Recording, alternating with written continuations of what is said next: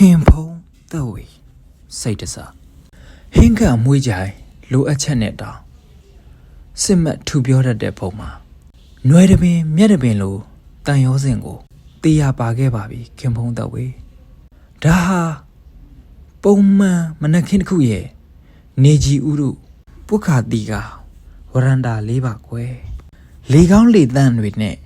ညင်းခုန်မယ်တချို့အုပ်ဩဆန်နေတာကိုငှက်ထက်ပူရကောင်းလားလို့ရဲသွမ်းသွေးမယ်တခါကမေယူးမြင့်မိုးညာများဇက်အိမ်ခိုင်မာဘူးကြောင်းခန်းကိုရုပ်ကျွန်းနေနဲ့တက်တိပြမယ်ဖကောင်းဦးလေးစကားမများတတ်ပေမဲ့တခုခုလိုနေတယ်လို့ပါခင်ဖုံးသက်ဝေရေးတယောက်တည်းတည်နိုင်တဲ့အခွင့်အရေးလူသားအလုံးယာပြီးတာကျွန်တော်သိပါတယ်ကြံတဲ့အခိုက်တန့်မှာပစည်းပစက်လေးတွေ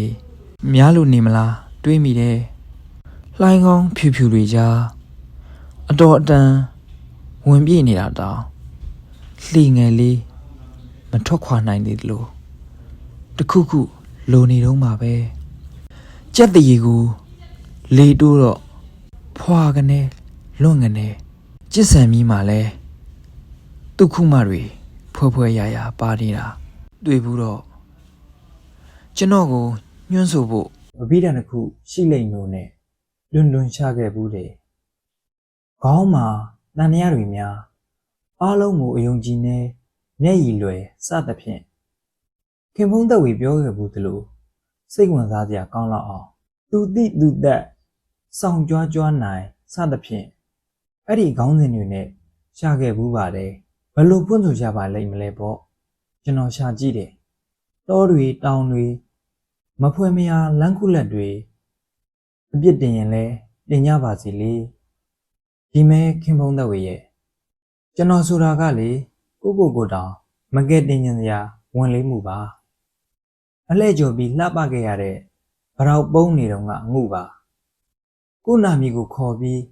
ဘယ်ငက်ကိုရှာနေမှမသိတဲ့ဟိုဩငယ်ပါအလွမ်းနေမိုးလို့မတ်တက်နဲ့ခင်ဖုံးသက်ဝေရဲ့6ပြစ်ကင်းတဲ့ရန်သူတော်ပါဒီတိုင်းသမိုင်းဆက်ရရင်ဘယ်သူမှအနာတရမဖြစ်ဘူးမဟုတ်လားပြောပါတယ်အပြစ်ရှိသူတွေထွက်ခွာသွားချိန်မှာတောင်ခင်ဖုံးသက်ဝေဂီတနဲ့ပဲပြဿနာတွေဥလိုက်သဲလိုက်နဲ့ကိုပြောပါတယ်ဘယ်ခေတ်မှပန်းမိတ်မကြဘူးတဲ့ရွက်လာပင်လေးတဲ့ဟိုးရှိတုန်းကပုံမြင်အစ်စ်လေးတစ်ခုထဲမှာကောင်းငင်ပြလို့ရေးပြတယ်ကြပြဆရာတန်းတင်ဖြစ်ပါတယ်